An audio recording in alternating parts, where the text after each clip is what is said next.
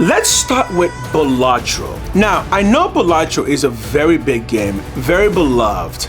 However, Balatro is a card game, and I just don't think this game should be nominated for Game of the Year.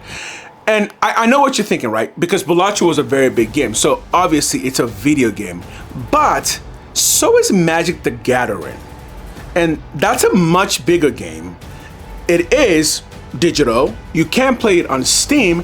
They do hold competitions. So the question is, if you're going to allow Balatro to be nominated for Game of the Year, well, why can't Magic the Gathering be nominated for ongoing Game of the Year? Again, the reason I'm bringing this up is, when you think about it, it seems that we have been opening the floodgates to things that are not exactly video games. And it just feels really weird that of all the options that we had, we're going to pick Balatro over Stellar Blade? We picked Balatro over Helldivers 2? I don't think that seems right. I think that seems very wrong. And I think that seems like somebody or some people got overly excited about Balatro and did not consider the ramifications of putting a card game with other AAA games. Because yes, I understand every year we get at least one indie game that gets nominated for Game of the Year. And that just seems a little bit weird that somebody really thought that we should put a card game on this list. Because again, there are plenty of poker games that by this logic should be nominated every single year. So with that said, I am going to treat Balatro like a game that doesn't belong on this list, and I highly doubt that Balatro has any shot whatsoever of being voted as Game of the Year. So yes, this was a massive mistake. So what do I think is the Game of the Year on this list? I'm going to give you that answer after this YouTube ad break. Based on this list, based on the logic of which game is most original, which game feels the best, and which game kind of brought in something new, I think the obvious winner here has to be Metaphor ReFantazio. This is the game that is just fresh and new in every way. Again, is Balatro fresh and new? Yes, it is, but it's a card game. Nobody's going to vote a card game as a Game of the Year. They wasted a spot on Balatro. Back to Metaphor though. If you play this game iterates on everything the Persona series was doing.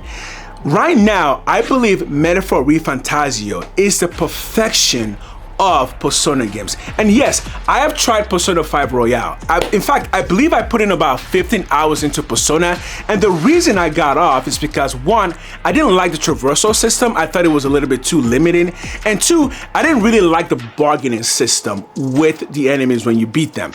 In both ways, Metaphor ReFantazio fixes that problem. The traversal in Metaphor is incredibly fast. As a matter of fact, I keep saying this, you can play Metaphor ReFantazio running throughout the entire game because the game wants you to run. Secondly, Metaphor ReFantazio fixes one of the biggest problems with games like it. Remember when you play Pokemon, like the old Pokemon, and you would be like in the jungle or the cave, and you would try to get out, but like every step you made, you would just encounter an enemy and the battle screen would open up. Metaphor ReFantazio came up with a really clever idea, which is you can actually just run and melee all of the weaker enemies. This is a small but really good mechanic because it makes combat in this game much quicker. So the question is this, why am I picking Metaphor over Final Fantasy Rebirth?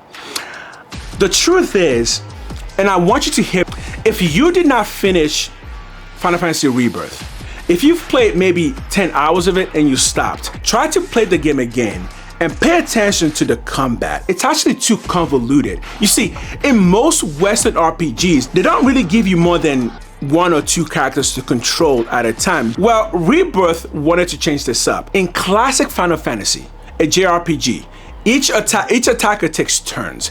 However, in Final Fantasy Rebirth, because it's an action-based combat, the game wants you to switch between characters. However, a funny thing happens in the combat in that, because all the characters are fighting on their own when you're not on them, as in the AI is controlling them. When you're switching, it turns into this bizarre thing where you switch to a character, but that character has walked so far away from the enemy that their attacks are not actually effective until you get much closer. So again, it's just a really confusing combat system. Think back to God of War.